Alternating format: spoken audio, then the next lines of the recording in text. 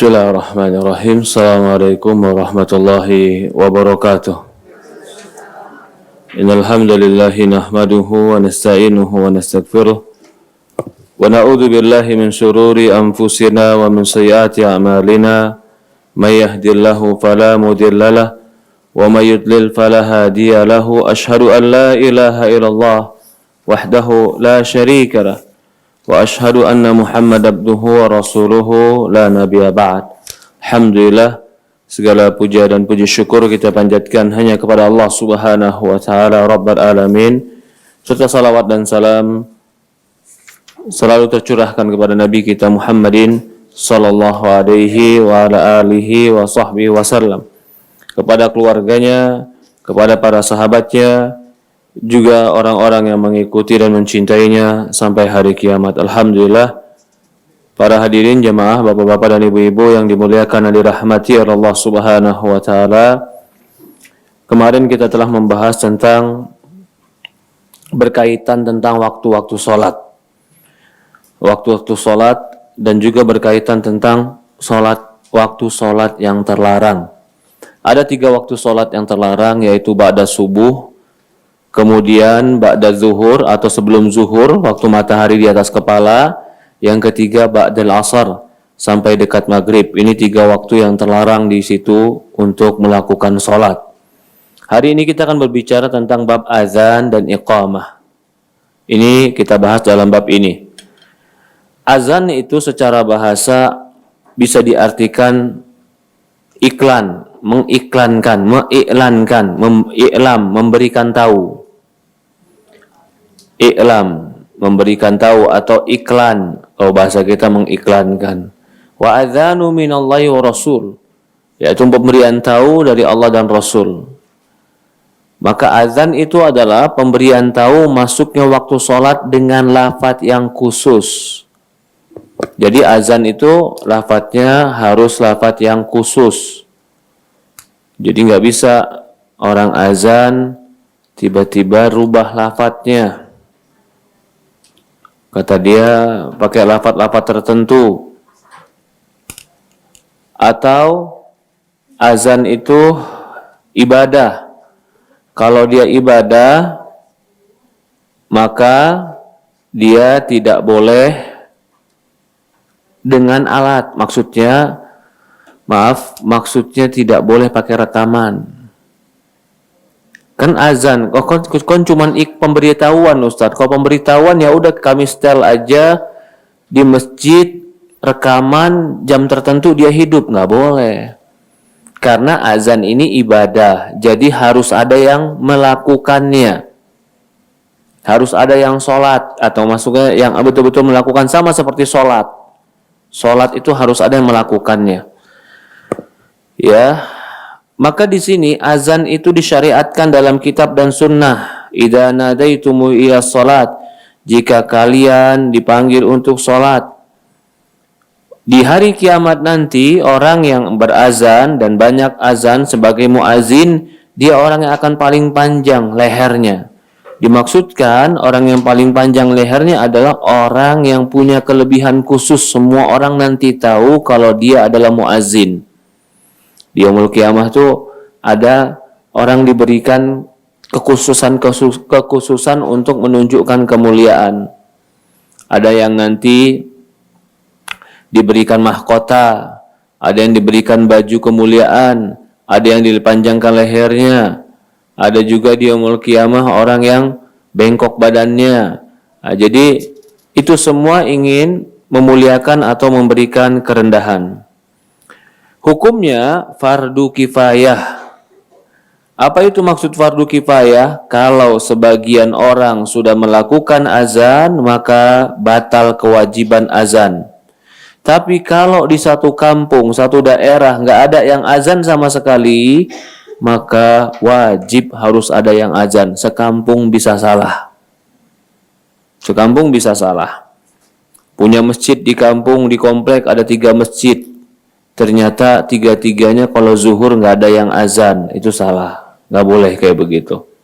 Harus ada yang azan. Fardu kifayah, maka ini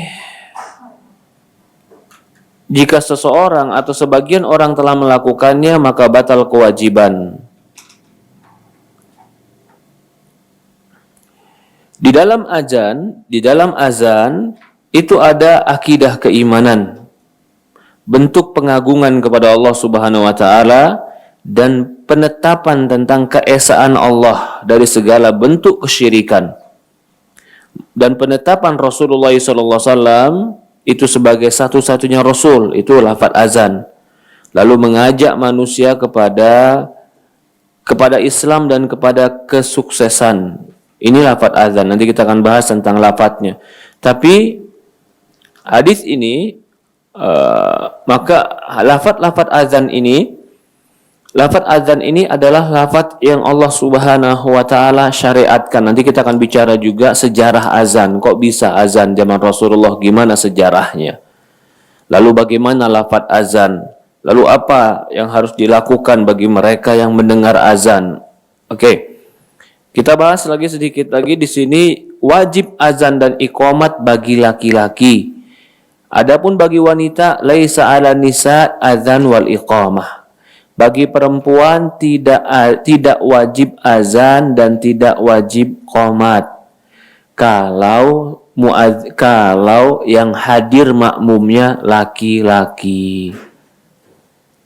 Kalau yang hadir makmumnya perempuan semua, bolehkah perempuan azan? Jawabannya boleh. Kalau yang hadir makmumnya perempuan semua, bolehkah perempuan qomat nggak pakai speaker? Boleh, sesama perempuan.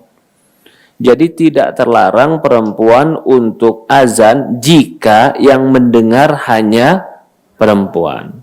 Tapi kalau yang mendengar laki-laki pakai speaker di luar, itu nggak boleh untuk perempuan. Jangan sampai begitu di kampung, di rumah, dilihat, Ustaz, ini rumah katanya kan fardu kifayah azan ya Ustaz. Iya, kampung saya nggak ada yang azan Ustaz, saya mau azan, mumpung saya di rumah. Jangan Bu, jangan ibu azan. Habisnya cowoknya pada nggak ada yang azan, Ustaz pada nggak tahu kemana. Jangan, udah biarin. Jadi nggak boleh. Tapi kalau perempuan semua lagi di ruangan seperti ini, ada perempuan, nggak ada laki-laki, lalu mau sholat zuhur, yang imamnya juga perempuan, makmumnya perempuan, ada mau qomat, mau azan, boleh. Ya.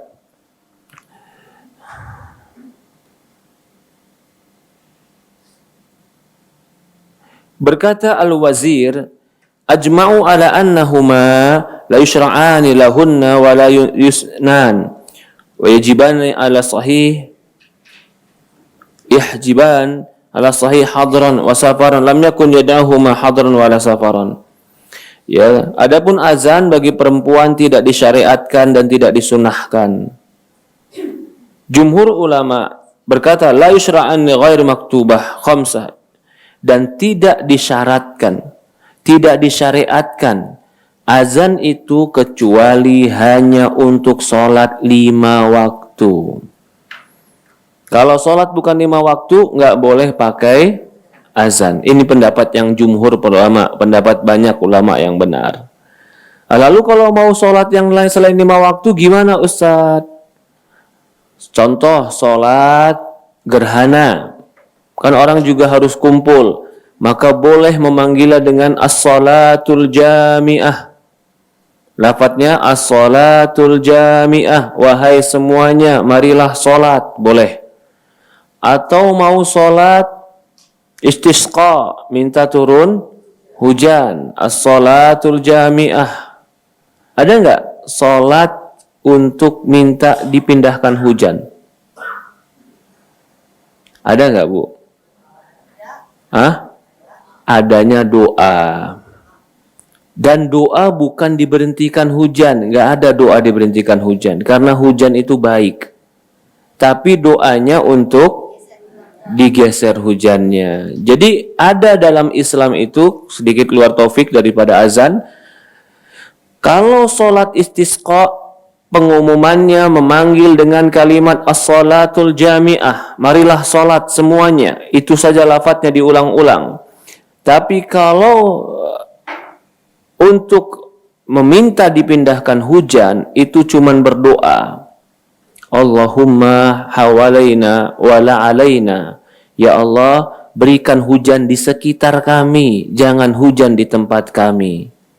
Fi butunil audiyah. Ya Allah, berikan hujan di lembah-lembah. Wa manabatil asjar, berikan hujan di tempat tumbuh-tumbuhannya, tumbuh perkebunan. Jadi ini doa Rasulullah SAW kalau hujan itu khawatir memudaratkan. Kalau kita di sini juga boleh berdoa seperti itu. Lanjut lagi. Ya. Dan menurut kebanyakan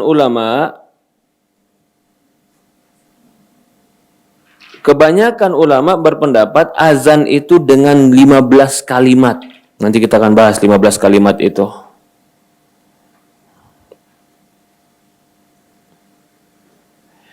Adapun mengganti azan dengan ustuwanat, ya, inna tunkiru istibdalu azan bil astunat, fa inna dzalika yuftahu 'ala an-nasi babu tala'ub bid-din wa la ba'sa bi istimar rafi'is saut fil azan wal khutbah wal jum'ah.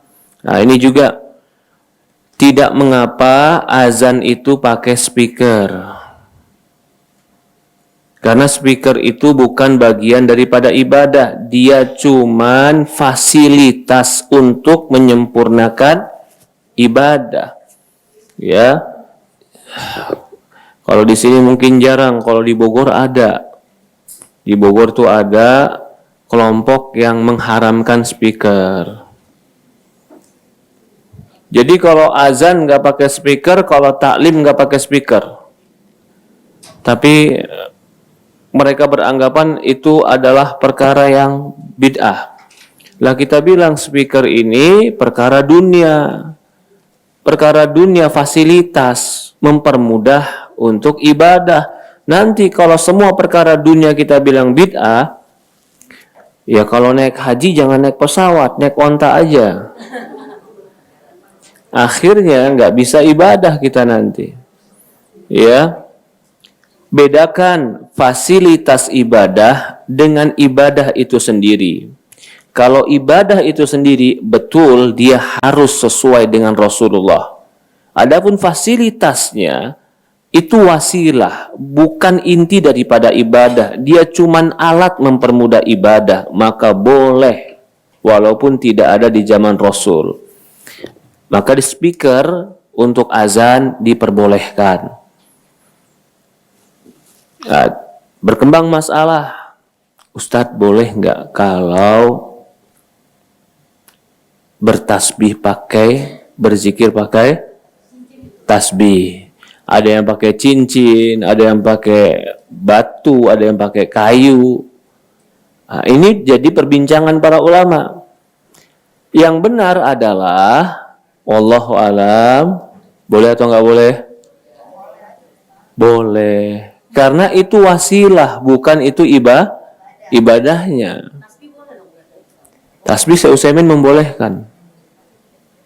Syekh Utsaimin membolehkan. Ya.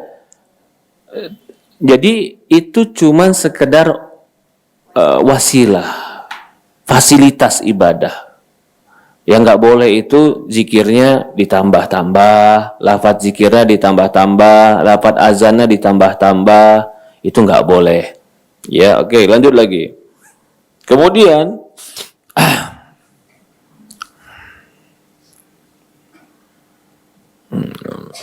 kita masuk ke dalam hadisnya. Dari Abdullah bin Zaid bin Abdul Rabbih qala tafa bi ana naimun rajulun faqala taqulu Allahu akbar wa dzakara adzan bi tarbi' wa takbir bi ghairi tarji' wa iqamati furoda illa qad qamatis salah falamma asbahtu ataitu Rasulullah SAW faqala inna la ru'ya haqqun al-hadithu akhrajahu Ahmad wa Abu Dawud wa sahahu Tirmizi wa Ibnu Khuzaimah rawahu Ahmad wa akhiru qissah qaulul Bilal fi adhanil fajr as-salatu khairu minan naum wa Ibnu Abi Khuzaimah an Anas minas sunnati idza qala al-muadzinu fil fajr hayya 'alal falah qala as-salatu khairu minan naum. Ini hadis, satu hadis tapi banyak masalah di sini. Yang pertama hadisnya dikatakan dari Abdullah bin Zaid bin Abdi Rabbih berkata, suatu hari ada seseorang yang berputar-putar di dalam tidurku. Dia mimpi dalam tidurnya ada orang muterin dia terus. Maka orang itu berkata tiba-tiba, kamu ucapkanlah Allahu Akbar, Allahu Akbar 4 kali. Allahu Akbar, Allahu Akbar, Allahu Akbar, Allahu Akbar. Kemudian bighairi tarji', tanpa mengulangi. Wa iqamah furada, adapun kalau iqamat cukup 1 kali. Allahu Akbar, Allahu Akbar, asyhadu an la ilaha illallah, asyhadu anna Muhammadar Rasulullah, hayya 'alas shalah, hayya 'alal falah. Kalau iqamat kan sekali. Kalau azan 4 kali, 2 kali 2 kali.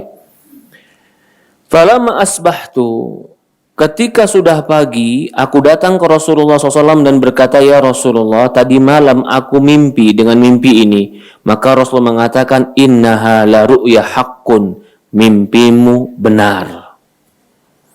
Jadi waktu itu sebenarnya para sahabat sedang terjadi perbincangan gimana cara manggil orang azan. Orang sholat dengan cara azan, oke. Memanggil orang sholat, bagaimana caranya? Ada yang waktu itu mengatakan, ya sudah, kalau waktu sholat kita buat api unggun aja. Jadi kalau dari jauh udah kelihatan asap, berarti lagi sholat. Kayak SOS itu berarti namanya. Ya. Kalau orang lagi tidur kan nggak kelihatan asap ya. Ide itu nggak diambil. Ada yang bilang trompet. Pakai trompet, ya mereka dulu trompetnya biasa dari tanduk binatang. Ide ini pun nggak diambil sama Rasulullah, didiamkan. Ada yang pakai pukulan. Hah? Ya mungkin sekarang seperti beduk. Ya, itu pun tidak diambil sama Rasulullah. Ada juga lonceng. Semua masih diam, berhari-hari diam. Pakai apa nih enaknya? Sampai akhirnya sahabat ini mimpi.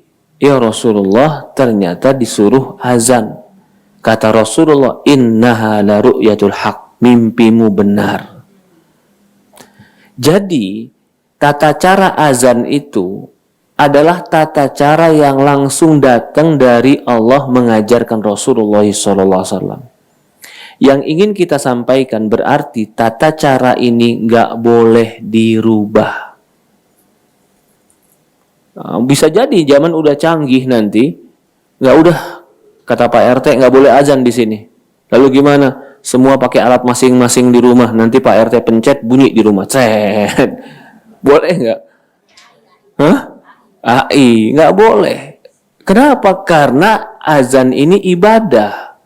Jadi bukan hanya sekedar memanggil, tapi di dalamnya ada iklan, mengiklankan pengagungan kepada Allah. Maka Rasulullah SAW tidak memerangi satu kota sampai pagi dia dengar dulu. Kalau kota ini ada azan, Rasulullah nggak jadi perangi. Kalau kota ini ada azan atau tidak ada azan, Rasulullah SAW mengizinkan untuk diperangi. Karena azan itu syiar Islam. Jadi azan tidak boleh tidak ada, harus ada. Karena fardu kifayah. Jadi kalau ada orang bilang, oh saya terganggu dengan azan, nggak bisa. Di Singapura nggak boleh. Hah? Di Singapura nggak boleh. Subhanallah. Coba ya, perhatikan. Di Singapura nggak boleh azan. Kenapa? Mengganggu orang. Mereka itu mengatasnamakan demokrasi, bohong, Bu. Bohong mereka demokrasi itu. Demokrasi itu harusnya yang terbanyak, yang dihargai.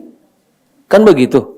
Sekarang harusnya orang Islam dihargai di sana karena itu tanah kaum muslimin asalnya. Tanah Melayu kaum muslimin, tapi bukan yang banyak yang dihargai. Intinya yang berkuasa itu yang mereka jalankan. Jadi bohong. Sekarang kalau Indonesia bilang, oh di mana ada masjid, di situ juga ada gereja dong. Nggak adil. Kenapa nggak adil? Banyak kita nggak sama.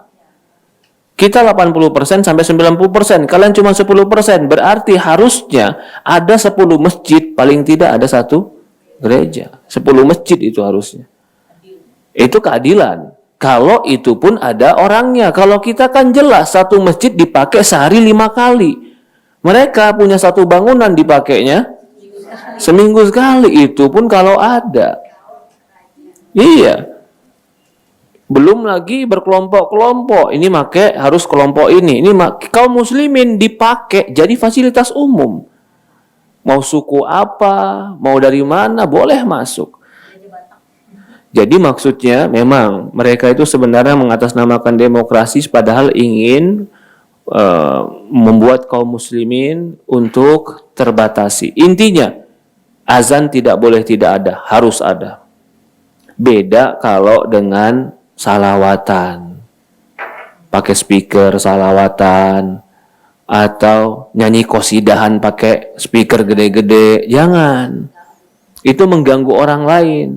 Kalau baca Quran gimana Ustadz? Baca Quran juga jangan gede-gede. Kenapa? Karena itu bukan kewajiban. Itu kan cuma kewajiban pribadi. Maka jangan digunakan pakai speaker. Rasulullah pernah mengatakan kepada para sahabat, waktu itu sahabat pernah baca Quran di samping masjid, bacaannya gede, suaranya dilantangkan.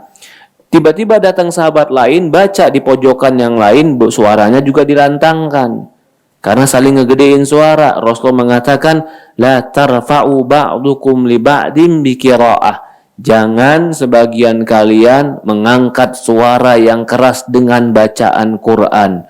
Kata para ulama, kalau Quran aja nggak boleh ganggu orang, apalagi yang bukan Quran. Quran itu untuk ditadabburi, untuk dipahami. Oke, kembali kita. Lalu kita panggil sama dia, kita panggil, Mbak kesini. Dia bilang, tenang aja, si ibu mah baik sama saya. Ntar aja saya mau datangnya. Ibu panggil sampai berapa kali? Sampai 5 kali panggilnya. Dia bilang, ntar aja.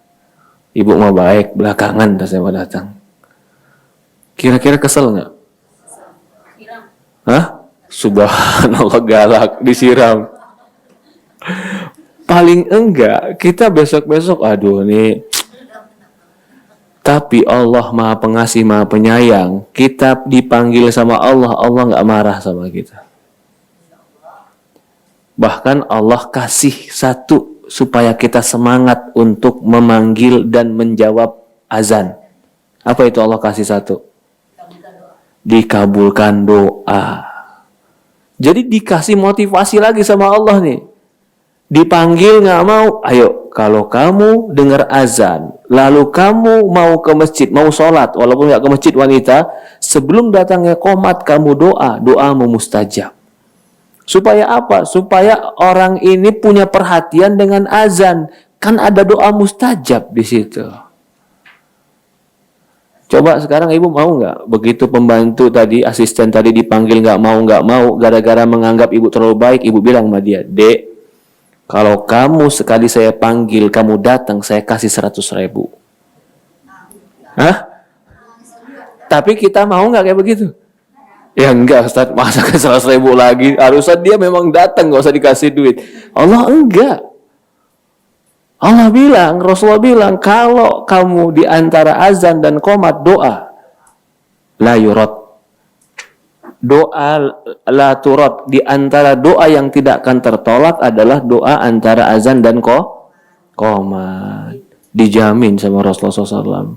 Jadi betapa lembut dan betapa baiknya Allah Subhanahu wa Ta'ala. Tapi terkadang kita tetap nggak bergerak. Gampang, ntar azan berikutnya. Azan ini mantar dulu doanya. Tunggu azan apa? Tunggu azan maghrib, Ustaz. Kalau azan zuhur tanggung. Oke. Jadi kamu nunggu doanya kapan? Azan maghrib aja ntar. Ternyata azan maghrib pun sibuk. Nggak jadi. Azan subuh ketiduran. Azan isya kengantukan. Azan zuhur kepanasan. Azan asar kesibukan. Jadi gimana ini manusia, subhanallah. Padahal kalau kita dengar azan sebelum qomat kita doa dan nggak syarat harus di masjid. Nggak syarat harus di masjid. Nggak syarat harus ngadap kiblat. Kita langsung doa. Bahkan ditanya sahabat, ya Rasulullah, ay amalu afdol. Ya Rasulullah, amal apa yang terafdol? Terafdol itu berarti terbaik, tertinggi, yang paling dicintai oleh Allah. Kata Rasulullah, salatu ala waktiha, salat tepat waktu. Ya, kalau laki-laki yang punya komitmen ke masjid, insya Allah masih tepat waktu lah, walaupun dia masbuk rokaat kedua, rokaat ketiga. Tapi kalau perempuan ini kadang-kadang sebagian kalau udah sibuk tanggung. Hah? Ya coba sekarang begini, kalau seandainya dia bilang tanggung, ternyata zuhur udah kelewatan sampai setengah tiga dia meninggal. Ditanya malaikat, udah zuhuran belum? Belum. Udah masuk waktu belum? Udah. Kenapa nggak sholat? Tanggung. Subhanallah. Maka dari ini, para ulama sebagian berpendapat, barang siapa perempuan yang haid di waktu 2:30 sore, tapi dia belum sholat zuhur, padahal sudah masuk sholat zuhur, dan dia tahu sebelumnya dia belum haid. Waktu azan zuhur dia belum haid. Tapi dia entar, begitu dia mau sholat di akhir waktu, haid. Pertanyaannya, sholatnya jadi hutang atau tidak? Ya, sebagian ulama berpendapat itu menjadi utang karena dia seharusnya sudah bisa sholat tapi dia tidak sholat karena kelalaian. Sholat asarnya nggak sholat karena memang dispensasi dari Allah, sudah haid. Sholat zuhurnya nggak sholat, pertanyaannya kenapa? Sudah haid belum? Haidnya 2:30. Maka itu sebagian ulama berpendapat kalau sudah suci dia ganti sholatnya, asarnya atau zuhurnya, zuhurnya diganti. Di sini berarti kalau bisa jangan mengakhirkan waktu sholat. Bahkan semakin mengakhirkan waktu sholat semakin berat. Kayak hutang belum dibayar, nggak enak. Tapi kalau langsung dia tunaikan waktu sholatnya, azan dia dengar, azan dia jawab, qomat dia doa, langsung dia wudhu, sholat, amalannya afdol, menunjukkan dia memahami lafaz azan Allahu Akbar. Allah Maha Besar. Kalau betul-betul Allah yang terbesar di dalam hati, maka tidak ada lagi yang bisa mengalahkan Allah di dalam hati. Maka Allah yang akan menjadi paling utama. Allahu Akbar, asyhadu an la ilaha illallah, asyhadu anna Muhammadan Rasulullah. 2 kalimat syahadat. Hayya 'alas shalah. Marilah kita salat. Salat itu asal kalimat dari, ada yang mengartikan salat asal kalimat dari wasol. Wasol itu artinya berinteraksi dan berhubungan. Maka salat itu adalah hubungan kita sama Allah. Wasol artinya berinteraksi. Salat ada yang mengartikan asal kalimatnya dari wasol, berinteraksi, berkomunikasi, berhubungan. Maka orang yang tidak pernah salat tidak pernah menghubungi Allah. Kalau dia nggak pernah berhubungan dengan Allah, maka kalau dia dapat kesulitan, dia juga tidak akan pernah dibantu oleh Allah. Karena dia tidak pernah berinteraksi dengan Allah. Hayya 'alas salat, kemudian hayya 'alal falah. Marilah kepada al-falah, keberuntungan dan kesuksesan. Karena sebagian orang menganggap untung dan sukses itu adalah dagang. Tanggung Ustadz dagang nih. Padahal kata Allah, hayya 'alal falah, marilah kepada kesuksesan, keberuntungan. Di sini dalil orang yang sholat di awal waktu akan dapat kesuksesan. Dan orang yang menjaga sholat akan sukses. Nah, suksesnya di mana Ustadz? Dunia dan akhirat. Allah kalau sudah bilang, marilah kepada kesuksesan, ajakan ini cuman iming-iming ajakan atau ini janji? Hah? Janji. Ibu kalau bilang sama anak-anak, kamu sholat, nanti ibu beliin coklat. Itu janji atau iming-iming? Kalau kita iming-iming ya. Kalau kita iming-iming. Karena belum tentu benar dikerjain. Tapi kalau Allah, Sadaqallahul azim. Maha benar Allah dengan janjinya. Allah sudah bilang, ayo kepada kesuksesan. Lalu kita kerjakan. Gak mungkin Allah gak kasih sukses. Tapi ketika tidak sholat, pasti akhirnya mendapatkan kebermasalahan. Jadi kita punya di rumah, kita punya pegawai di kantor, kita punya pegawai di toko, suruh sholat. Biar toko kita sukses, falah. Malah sebagian orang punya toko, pedagang pegawainya nggak boleh sholat. Jangan sholat, nggak ada yang jagain. Ya subhanallah.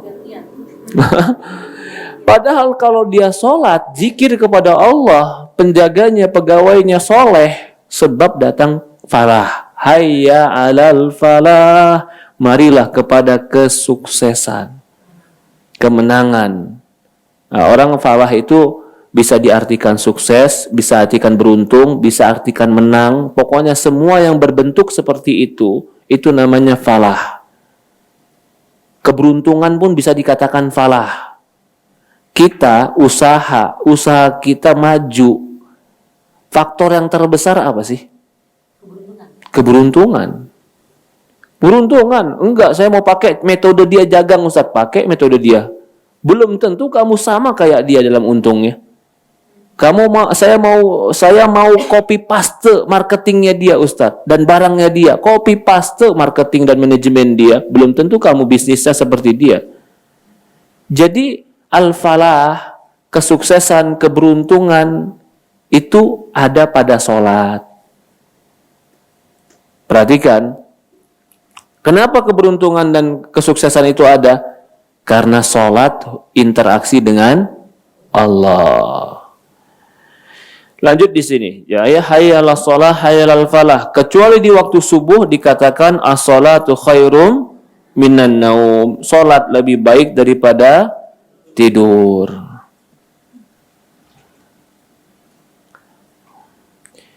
Adapun di qomat tadi kita bilang cukup diganjilkan. Di sini boleh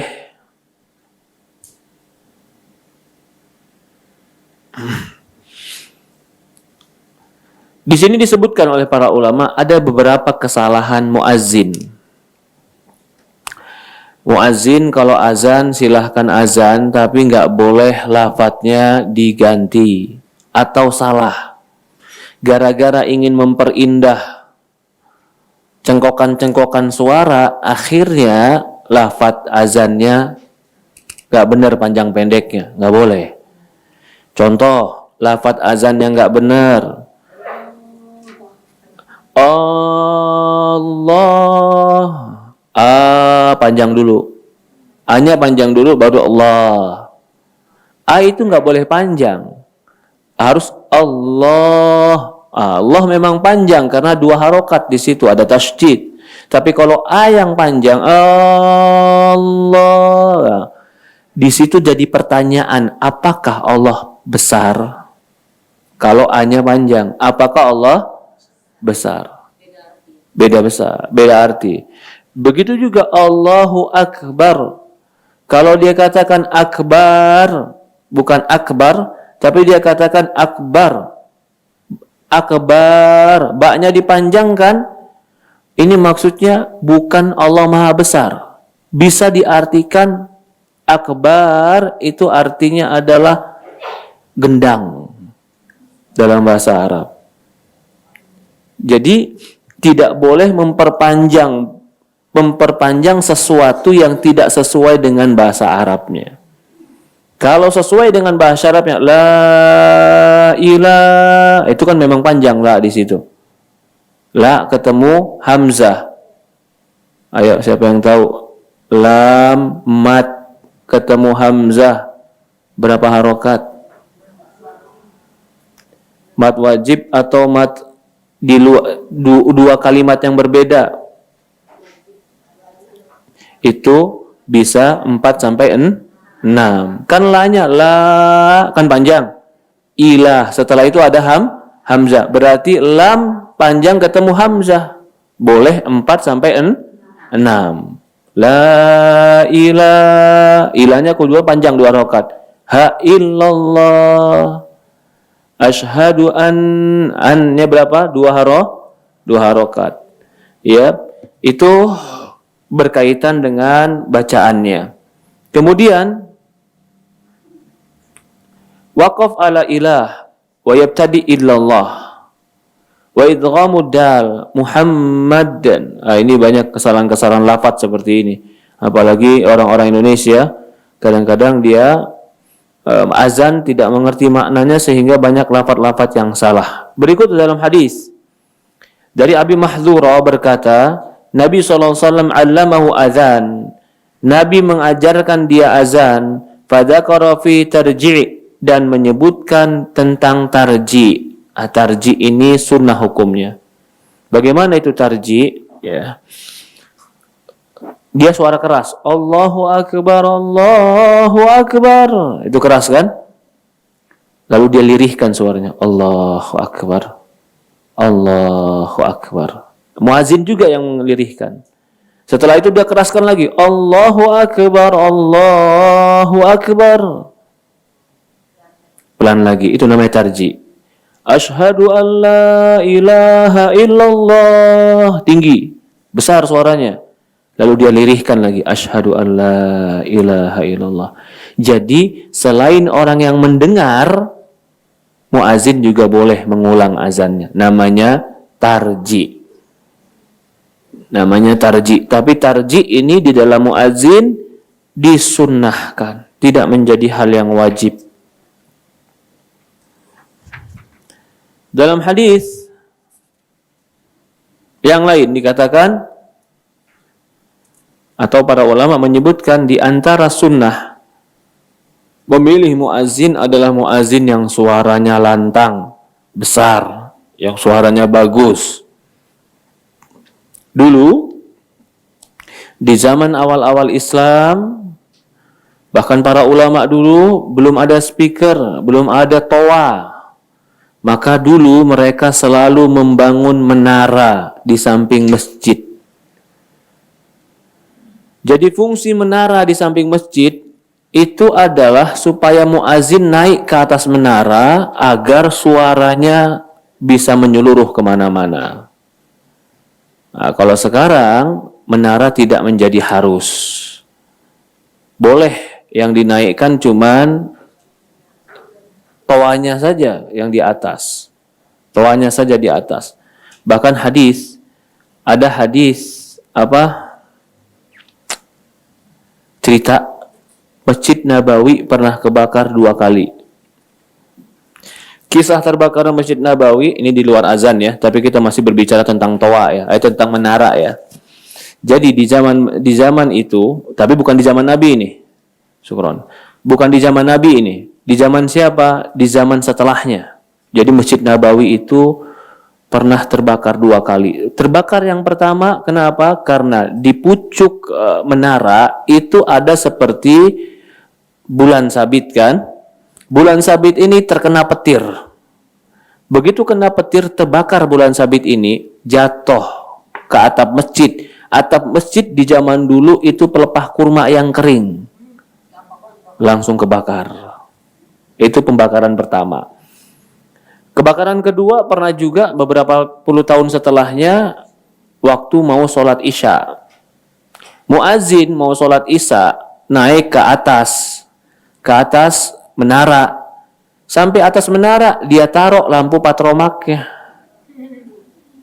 Habis itu, dia azan. Ternyata ini jatuh langsung ke atap. Atapnya sama, kering, pelupa kurma. Habis Masjid Nabawi. Jadi Masjid Nabawi pernah terbakar 2 kali. Ya, zaman itu memang atapnya pelepah kurma, tiangnya batang-batang kurma atau zaman itu. Jadi mudah terbakar di zaman itu. Dan memang keringnya negeri Arab menyebabkan pohon-pohon pelepah kurma itu betul-betul kering, jadi mudah terbakar. Nah, di mana menara yang kalau di Masjid Nabawi menaranya satu yang warna hijau, itu menara dari zaman dulu, Yang Raudhah. ya dekat Raudhah. Karena menara-menara yang lain yang hampir sama tingginya itu menara tambahan. Dan di Masjid Nabawi di Madinah hampir tidak boleh ada hotel yang melebihi menara Masjid Nabawi. Maka di Madinah hotel hampir sama semua tingginya. Nggak boleh ada yang lebih tinggi. Beda kalau di Mekah. Ya. Jadi zaman dulu menara itu fungsinya untuk azan. Untuk azan. Karena dengan di atas suara akan lebih sampai kemana-mana. Di sini Rasulullah dalam hadis lain dari Anas bin Malik radhiyallahu an, amara Bilal an yashfa'al adzan syaf'an wa yutirul iqamah illa iqamah yakni illa qad qamatis shalah. Bilal diperintahkan agar azannya disyafa'. Azannya digenapkan. Tadi kita bilang genap. Allahu Akbar, dihitung satu itu. Allahu Akbar, genap. Dua atau empat genap. Asyhadu an la ilaha genap semuanya. Kecuali qomat. Qomat semuanya ganjil kecuali lafaz qad qamatis shalah. Qad qamatis shalah. Itu ganjil. Itu genap. Yang lainnya ganjil. Di sini dikatakan umira Bilal. Bilal diperintahkan untuk melakukan azan dan qomat. Di sini pula para ulama berdalil bahwasannya yang terbaik dan terafdol adalah yang azan dia yang qomat. Jadi jangan sampai orang yang lain yang azan, orang yang lain yang qomat. Tidak. Muazin dan yang qomat itu yang baik adalah satu orang. Dari Hudzaifah radhiyallahu anhu qala ra'aitu Bilal yu'adzinu wa tatabau fahu hahuna wa isba'i fi udunayhi. Rawi Ahmad wa Tirmizi wa Ibnu Majah wa ja'ala isba'i fi udunayhi wa li Abu Daud lawa unuqah lama balagha hayyala shalah yaminan wa shimalan lam yastajir asluhu fi sahihain. Dalam hadis Hudzaifah berkata, aku melihat Bilal azan dan aku melihat tatabba fahu hahuna. Dia ke kiri dan ke kanan. Nah, ini sunnah. Azan itu menghadap ke kiri dan ke kanan. Dan dia letakkan dua jemarinya di telinga. Ini juga supaya agar suara maksimal diletakkan di telinga. Wa ja'ala isba'i fi udunai. Dia jadikan dua jemarinya di telinga. Rawi Abu Daud fi unuqah. Walamma balagha hayyala shalah yaminan wa shimalan wa lam yastadir. Dia cuma menghadap ke kiri dan ke kanan tapi tidak memutar badan. Nah, tidak memutar badan. Kemana arah badannya? Tetap ke kiblat. Itu sunnah. Tapi tidak wajib ke kiblat. Boleh selain daripada itu. Hadis ini menunjukkan bahwasannya disunnahkan orang yang azan menghadap ke kiri dan ke kanan dengan suara yang diangkat. Dari Abi Mahdzura berkata, An Abi Mahdzura anna Nabi SAW a'jabahu sawtuhu fa'allamahu azan. Rasulullah kagum dengan suara azannya Abi Mahdzura, maka dia diajarkan oleh Nabi itu untuk melakukan azan. Jadi muazzinnya Rasulullah itu ada beberapa, bukan satu orang. Satu Abi Mahdzura, ini muazzin Rasulullah SAW. Yang kedua muazzin Rasulullah SAW adalah Bilal bin Abi Rabah. Ini muazzin yang paling terkenal di zaman Rasulullah. Bahkan suatu hari ketika Rasulullah sudah meninggal, Bilal nggak mau azan lagi di Masjid Nabawi. Dia nggak mau tinggal di Masjid Nabawi lagi. Dia pergi. Tapi suatu hari dia sempat berziarah lagi ke Masjid Nabawi setelah Nabi meninggal. Dan ketika dia berziarah sebagai tamu, dia dipersilahkan azan lagi. ketika azan Bilal, suara Bilal berkumandang lagi di kota Madinah, hampir satu kota semua menangis mengingat Rasulullah SAW. Jadi betul-betul suaranya Bilal ikonik untuk mengingat Rasulullah ketika itu. Ya. Dan Rasul pernah bilang kepada Bilal, ya Bilal, aku melihat terompahmu di surga. Ini kepada Bilal bin Abu Rabah. Kalau kita berbicara tentang Bilal, Bilal itu seorang sahabat Ethiopia, budak kulit hitam yang dibebaskan oleh Abu Bakar As-Siddiq radhiyallahu an karena dia disiksa oleh tuannya gara-gara dia mengucapkan asyhadu an la ilaha illallah. Lalu akhirnya ketika Abu Bakar melihat dia, Abu Bakar bilang sama tuannya, ya sudah kalau gitu budak ini kubayar. Boleh kau bayar. Ternyata dikasih sama tuannya dengan harga berlipat kali lebih banyak daripada budak-budak yang lain. Abu Bakar tetap membebaskannya dan Abu Bakar tetap membayarnya untuk dibebaskan, yaitu Bilal bin Abi Rabah. Kemudian berkata Jabir bin Samurah, "Shalaitu ma'a Nabi sallallahu alaihi wasallam idaini, ghairu marrah wala marrataini bi ghairi adzan wala iqamah." Rawahu Muslim. Berkata Jabir bin Samurah, aku sholat bersama Nabi, sholat dua Id, Idul Adha dan Idul Fitri. Enggak sekali dan tidak dua kali aku sholat, artinya beberapa kali aku sholat bersama Rasulullah. Bi ghairi adzan wala iqamah, tanpa ada azan dan tanpa qomat. Jadi sholat Id tidak ada azan, tidak ada qomat. An Abi Qatadah radhiyallahu an, dalam hadis yang panjang, ketika dia tidur dalam solatnya, summa adzana Bilal fasallan Nabi kama kana yasna kullu yawm. Kemudian Bilal azan dan Nabi solat sebagaimana dia melakukan di setiap hari.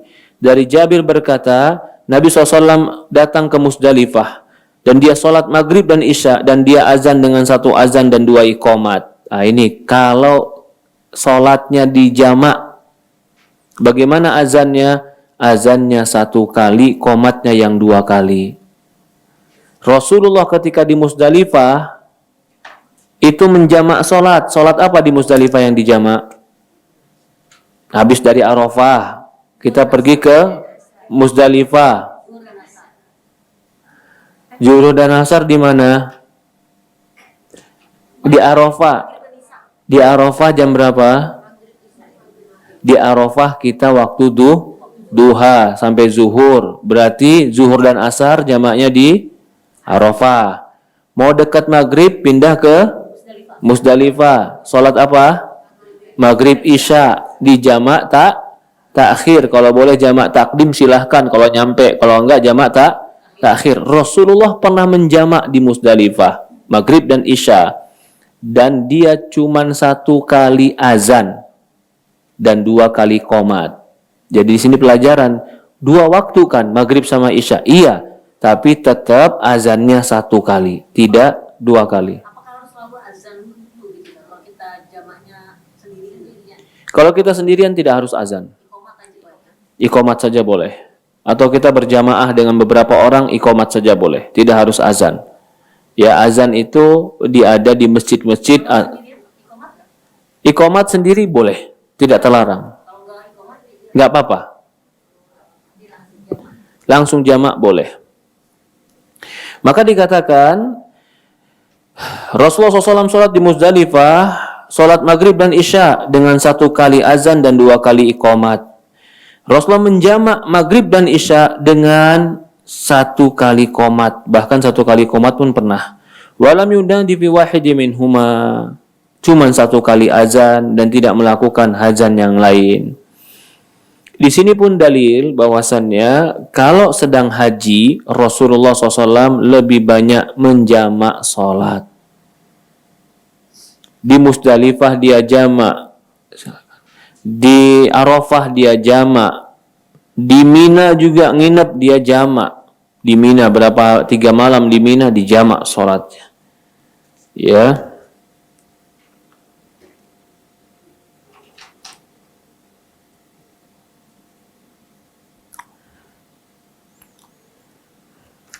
Kalau dikatakan, bagaimana apakah tetap azan sementara waktunya sudah berlewat?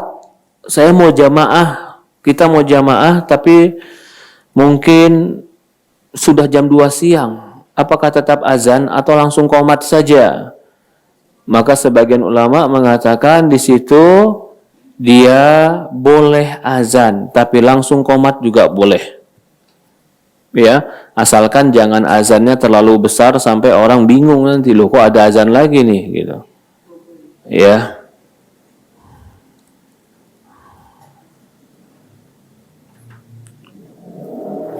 Jadi kalau azan yang terbesar yang mengumumkan masuk waktu sholat itu di masjid kaum muslimin, itu yang terbesar. Kemudian di sini ada khilaf ulama. Ikhtilaf ulama di dalam azan dan iqamat di dalam dua sholat maghrib dan isya dijamak di malam Musdalifah. Hanafiyah mengatakan sholat dengan 1 kali azan dan 1 qomat. Ats-Tsauri mengatakan sholat dengan 2 kali atau 1 kali qomat tanpa azan. Ada yang mengatakan, Imam Malik mengatakan maka dengan 2 kali azan dan 2 kali qomat. Ada yang mengatakan pendapat Ishaq mengatakan bahwasan 2 kali qomat tanpa azan.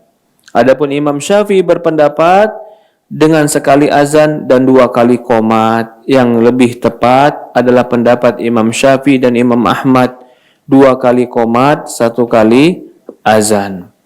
Dari Abdullah bin Umar radhiyallahu anhu berkata, dari Aisyah radhiyallahu anha berkata, Rasulullah SAW bersabda, "Innal Bilal yu'adzinu bil laili, kulu washrabu hatta yu'adzina Ibnu Maktum."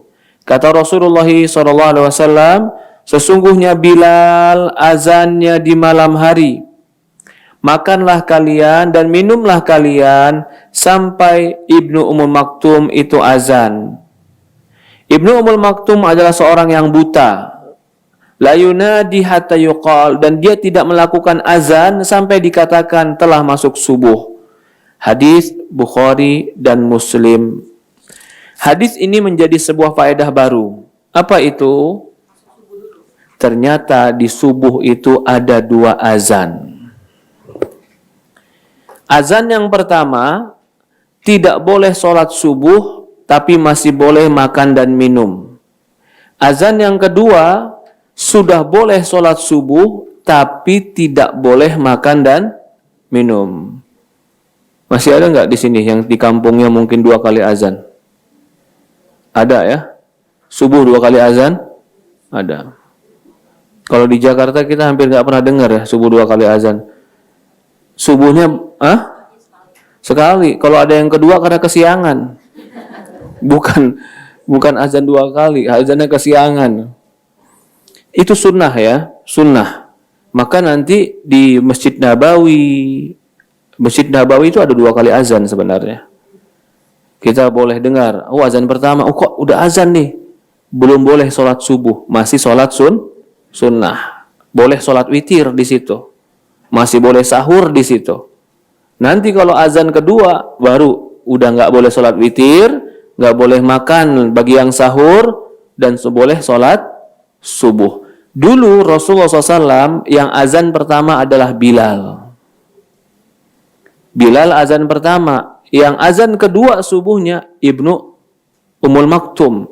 Dia laki-laki buta, tapi bacaannya bagus, hafalan Qur'annya kuat, suaranya indah, dan dia muazin. Dia orang buta, Abdullah bin Maktum orang buta, tapi meninggal dalam keadaan perang. Masya Allah. Ya, jadi dia walaupun buta, dia dapat dispensasi nggak perang. Dia minta sama Rasulullah, ya Rasulullah, aku mau ikut perang. Dikasih sama Rasulullah SAW ikut perang. Fungsinya apa ikut perang dia? Fungsinya cuman pegang bendera. Gampang apa susah? Hah? Megang bendera itu termasuk salah satu tugas yang paling beresiko. Ya, karena kalau bendera jatuh, pasukan kocar-kacir. Bendera nggak boleh jatuh. Kalau, ya agar tahu maju, mundur, itu komandonya ada di bendera. Komandonya ada di bendera. Maka kalau dikasih bendera di dalam peperangan, para sahabat itu merupakan kemuliaan karena komando ada di dia. Dan gak mungkin bendera dikasih sama penakut. Ya kalau penakut dikasih bendera, dia lari mundur, kocar-kacir pasukan, jadi bingung semuanya. Jadi pasti yang dikasih bendera itu adalah orang-orang pilihan. Dia ketika megang bendera dalam keadaan buta, disabet tangannya, jatuh benderanya, diambil bendera berikutnya. Sampai dia peluk benderanya, dan dia mati dalam keadaan memeluk bendera sambil diambil sama sahabat yang lain benderanya. Padahal waktu itu dia sudah dikasih dispensasi, kamu kan sakit, buta, nggak usah perang, karena Allah nggak wajibkan perang. Dia nggak mau, tetap mau perang, tetap mau perang, dan dia tetap mau mati syahid, karena dia cari adalah mati syahidnya. Itu Abdullah bin Ummul Maktum. Dia muazin Rasulullah, tapi azin yang kedua. Azan yang pertama adalah azannya Bilal. Permasalahan berikutnya, kalau 2 kali azan gitu Ustadz, kalimat as-salatu khairu minan naum di azan pertama atau azan kedua? As-salatu khairu minan naum atau dua-duanya? Yang benar adalah yang di pertama. Jadi azan kedua yang subuh udah nggak pakai as-salatu khairu minan naum. Tapi kalau di dalam masjid itu cuma sekali azan, maka tetap pakai as-salatu khairu minan naum. As-salatu khairu minan naum. Seperti itu. Jadi antara azan pertama dan azan kedua berapa jaraknya?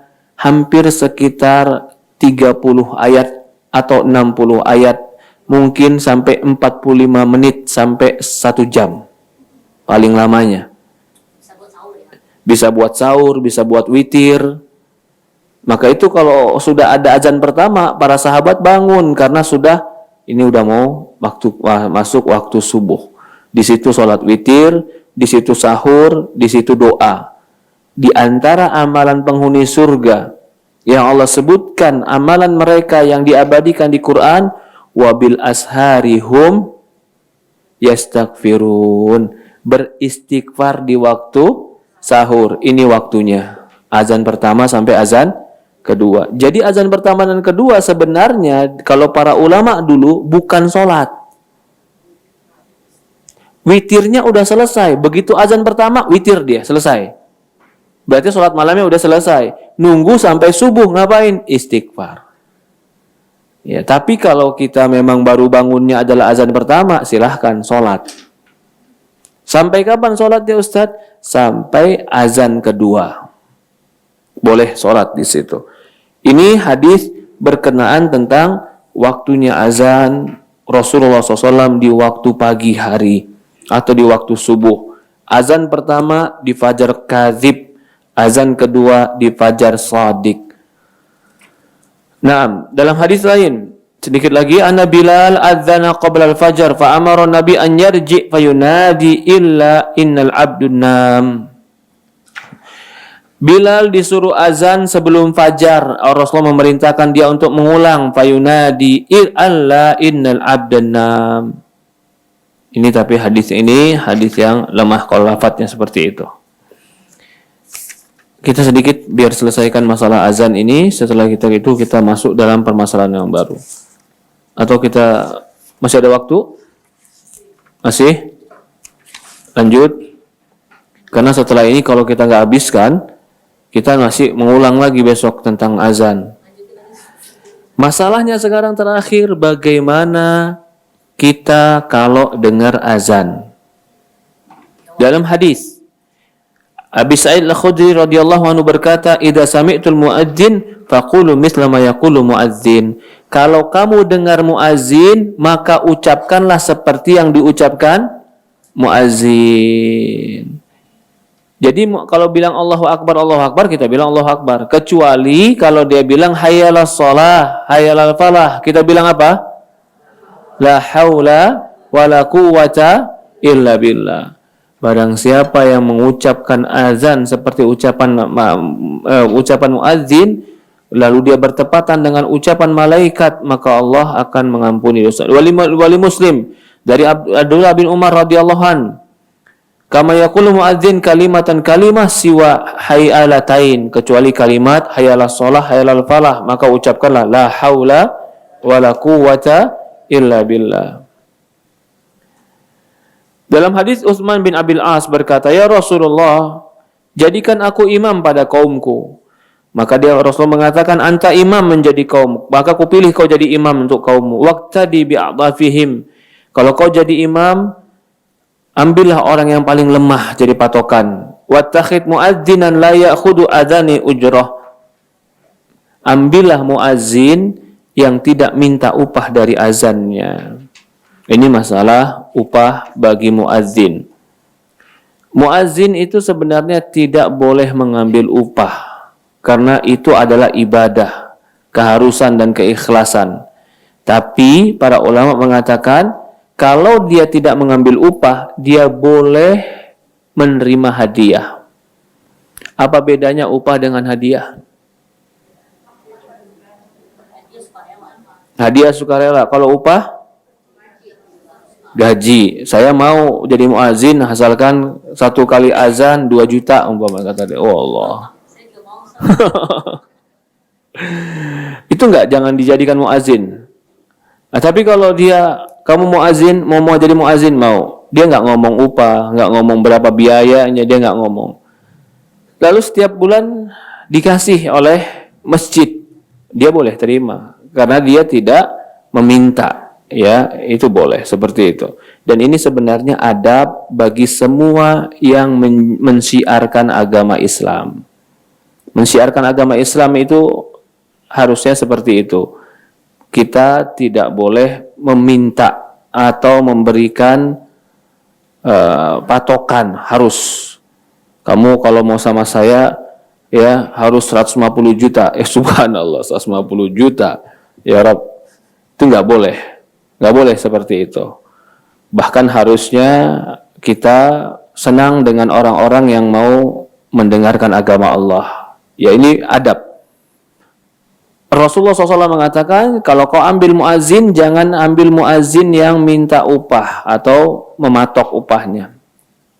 An Malik bin Huwairits, idza hadaratis salati falyu'adzin lakum ahadukum. Rasulullah mengatakan, jika sudah masuk waktu salat, hendaklah salah seorang kalian melakukan azan. Dari Jabir bin Abdullah berkata Bilal, "Idza adzanta fatarassal, fa idza aqamta fahdar." Kalau kamu azan fatarassal. Azan fatarassal itu artinya azannya enggak cepat-cepat, perlahan-lahan.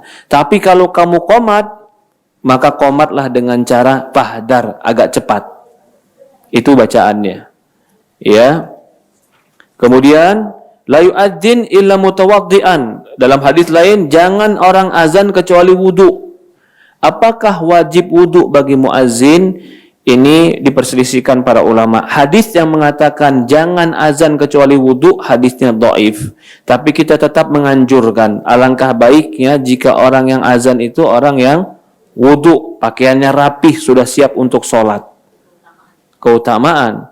Jangan penjaga masjid, dia kesiangan, belum wudhu, baru bangun tidur, masih sarungan pakai kaos kutang, tiba-tiba dia azan. Ya kalau dibilang sah saja, tapi kurang etika, kurang baik. Ya, man adzana fahuwa yukim. Dan berikutnya, di antara adab azan itu yang azan itu harus berdiri, karena kalau berdiri suaranya akan lebih lantang, lebih kuat. Dalam hadis Abi Daud dari Abdullah bin Zaid berkata, "Ana ra'aitu yakni adzan wa ana kuntu uridu fa akim anta." Suatu hari aku melihat Bilal azan, kemudian aku menginginkannya. Rasulullah mengatakan, kalau begitu kamulah yang azan. Al muadzin amlakakum bil adzan wal iqamah amlakakum bil iqamah. Dalam hadis lain, muazzin orang yang berkuasa kapan didatangkannya azan, imam orang yang berkuasa kapan ditegakkannya qomat. Jadi qomat itu tunggu aba-aba imam. Kalau azan tunggu masuk waktu, tidak perlu menunggu aba-aba imam. Dalam hadis yang lain, la yuraddu du'a baina adzan wal iqamah. Dalam hadis riwayat Nasa'i, Rasul bersabda, tidak akan tertolak azan atau tidak akan tertolak doa di antara azan dan iqamat. Jadi azan dan iqamat, perhatikan, oh ini masjidnya azan, langsung habis azan langsung doa. Walaupun terkadang kita nggak tahu dia qomat berapa lama ya Ustaz, saya nggak dengar qomatnya. Kan bisa diperkirakan rata-rata masjid itu qomat 10 sampai 15 menit dari azan, itu rata-rata. Jadi di waktu itu kita boleh berdoa. Barang siapa yang mengatakan ketika mendengar azan, Allahumma rabb hadid da'wati tammah wa salatu qa'imah ati Muhammad wasilah fadilah wa ba'thu maqam mahmuda alladhi wa'atta halat lahu syafaati yaumul qiyamah. Barang siapa yang membaca doa ini setelah dengar azan, maka dia halal dapat syafaat Rasulullah sallallahu alaihi wasallam di yaumul qiyamah. Apa tadi doanya? Allahumma rabb hadid da'wah tammah wa salatul qa'imah ati Muhammad wasilah wal fadilah wa ba'thu maqama mahmud alladzi wa'atta. Sampai situ doang, enggak sampai innaka la tukhliful mi'at, enggak pakai itu. Karena hadisnya enggak sampai di situ. Ya, karena tambahan innaka la tukhliful mi'at, sebagian ulama mengatakan hadisnya dhaif, lemah. Jadi sampai mana tadi? Alladzi wa'atta. Oke. Apa artinya? Sekali lagi, artinya adalah ya Allah, pemilik panggilan yang sempurna dan solat yang ditegakkan, berilah Muhammad wasilah dan fadilah. Wasilah dan fadilah ini berikan syafaat. Dan bangkitkan dia di yaumul qiyamah dalam keadaan mahmuda, terpuji. Alladzi wa'attah, yang telah kau janjikan. Barang siapa yang membaca ini, kata Rasulullah SAW, halat lahu syafaati yaumul qiyamah. Halal bagi dia syafaatku di hari kiamat. InsyaAllah pertemuan akan datang kita akan membahas syarat-syarat sholat. Masuk syarat-syarat sholat. Allahu a'lam. Ada pertanyaan, dipersilahkan. Ibu ada yang mau tanya? Ustadz, kalau kita lagi berhalangan, lagi haid wanita, apakah perlu tetap menjaga wudhu gitu Ustadz? Oke, pertanyaan bagus. Apakah wanita yang berhalangan perlu menjaga wudhu? Maka jawabannya, wudhu bagi orang haid tidak akan mengangkat hadas besar. Oke? Tapi wudhu tidak dilarang bagi orang yang haid. Itu memperingan hadas besar. Boleh bagi dia berwudhu ketika dia ingin melakukan hal-hal yang dianggap baik. Contoh, dia mau baca Quran tapi tidak pakai mushaf, pakainya HP, pakainya tablet, wudhu. Loh, saya sedang haid Ustaz, gak apa-apa. Wudhu cuman meringankan, bukan mengangkat hadas. Apa dalilnya? Sahabat pernah melakukan. Suatu hari sahabat sedang junub, tapi dia mau masuk masjid, belum sempat mandi junub, dia cuman wudhu. Meringankan. Rasulullah SAW pernah junub, dan Rasulullah junub belum sempat mandi di malam hari. Apa yang dia lakukan sebelum tidur? Wudhu. Rasulullah wudhu sebelum tidur padahal dalam keadaan junub. Apakah wudhunya mengangkat junubnya? Belum. Cuman meringankan junubnya. Orang yang haid itu adalah hadas besar, sama seperti junub. Jadi boleh dia berwudhu ketika dia ingin melakukan hal-hal yang baik di dalam kesehariannya. Seperti tadi contoh mau masuk masjid, wudhu. Boleh perempuan wudhu masuk masjid haid.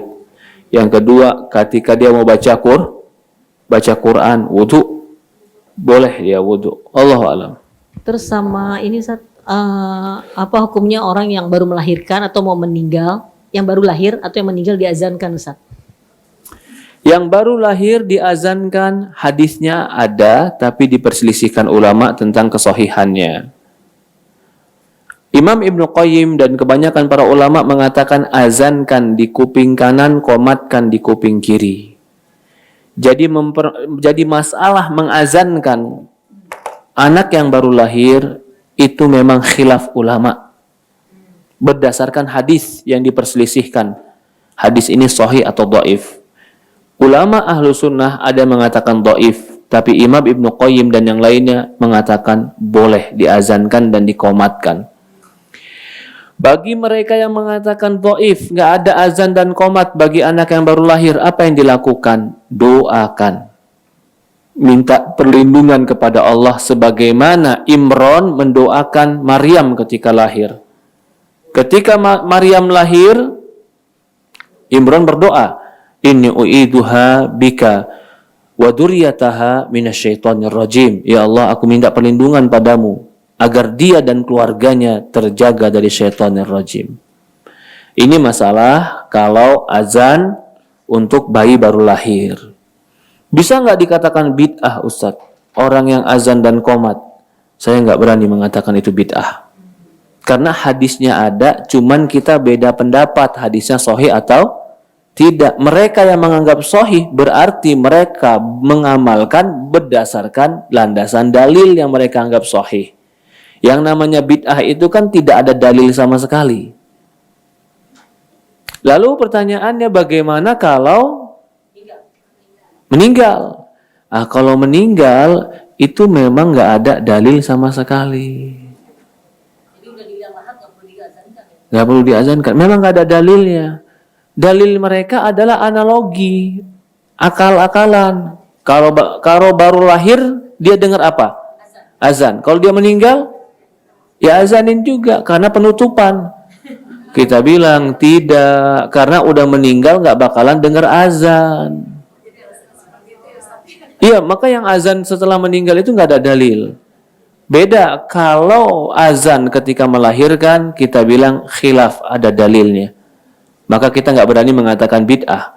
Tapi kalau azan semeninggal di kuburan, coba itu tidak ada dalil sama sekali. Kalau seandainya mayitnya bangun, dia sholat, kita bingung semuanya. Jadi nggak usah diazankan. Bagi orang yang di kuburan nggak usah diazankan. Lalu bagaimana mengazankan rumah, Ustadz?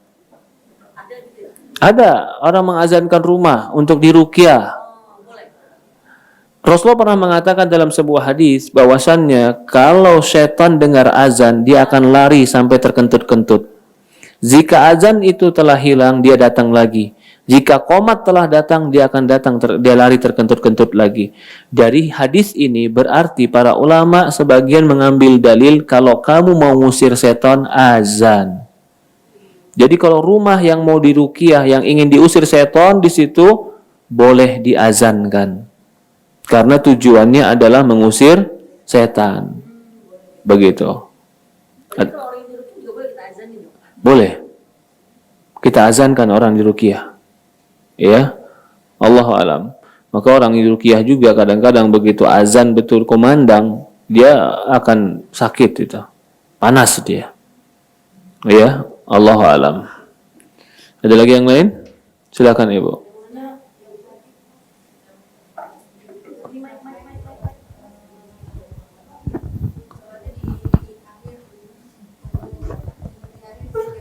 Mengganti ibadahnya. Keburu haid itu belum mengerjakan sholat. Sudah waktu dia belum sholat. Begitu mau sholat dapat haid. Padahal kalau dia sholat di awal waktu, dia belum keluar haidnya. Bagaimana cara mengganti sholatnya? Nanti begitu suci, dia qadha sholatnya. Dia lakukan sholat ketika dia suci. Saya sucinya Isya, Ustadz. Ya udah Isya dulu 4 rakaat, habis itu zuhurnya 4 rakaat pada Isya. Seperti itu. Ada ulama yang berpendapat seperti itu. Kenapa? Karena dia meninggalkan zuhurnya karena belum haid tapi dia tidak sholat. Allahu a'lam. Ada lagi yang lain? Oke, ini pertanyaan bagus juga. Bolehkah kita menjawab azan dari TV? Kita tadi bilang azan itu adalah ibadah. Maka yang melakukan juga harus niat untuk azan. Yang di TV saya mau tanya, itu live atau rekaman? Berarti itu bukan ibadah. Karena itu bukan ibadah. Dia cuman mengabarkan masuk waktu. Ya sama kayak di HP. HP juga itu azan, bukan azan ibadah. Artinya itu azan cuman pengingat masuk waktu. Jadi azan yang dijawab itu Allahu alam, azan yang dikumandangkan oleh orang yang berniat azan. Itu yang kita jawab azannya. Kalau ditanya, Ustadz, rumah saya suara azan itu kedengaran 4 masjid, yang mana yang saya jawab? Maka jawablah yang mana yang kau gunakan untuk sholat. Oh, saya biasanya pakai masjid yang ini, Ustadz, karena ini masjid RT saya. Ya udah, jawab aja dia. Seperti itu. Suaranya campur. Iya, jawab saya salah satunya. Kenapa? Yang mana yang bisa kita jawab? Yang mana yang mau kita jawab? Pilih salah satunya. Kalau memang campur berlomba-lomba suaranya, pilih salah satunya. Yang mana yang mau kita jawab? Ya. Ajannya setengah-setengah, samar-samar. Kita jawab. Karena kita tahu, oh dia sedang takbir, kita jawab takbir. Dia sedang syahadat, kita jawab syahadat. Dia sudah selesai, kita jawab Allahumma rabba hadid da'wati tamma wassalatu qa'imah. Jawab walaupun setengah-setengah. Ya, ada lagi yang lain? Tidak ada, kita cukupkan. Insyaallah pertemuan akan datang syarat sah salat, syarat-syarat salat dan bagaimana tata cara salat Rasulullah sallallahu alaihi wa ala alihi wasallam. Ya. Subhanakallah wa bihamdi asyhadu an la ilaha illa anta astaghfiruka wa atubu ilaik. Assalamualaikum warahmatullahi wabarakatuh. Dukung Al-Hujjah untuk punya tempat dakwah. Salurkan wakaf lahan melalui Bank Syariah Indonesia. Nomor rekening 7796001377 atas nama Al-Hujjah Dakwah Islamiyah dengan memberikan kode 300 di belakangnya. Contoh, Rp 10.300.000. Syukron wa jazakumullah khair.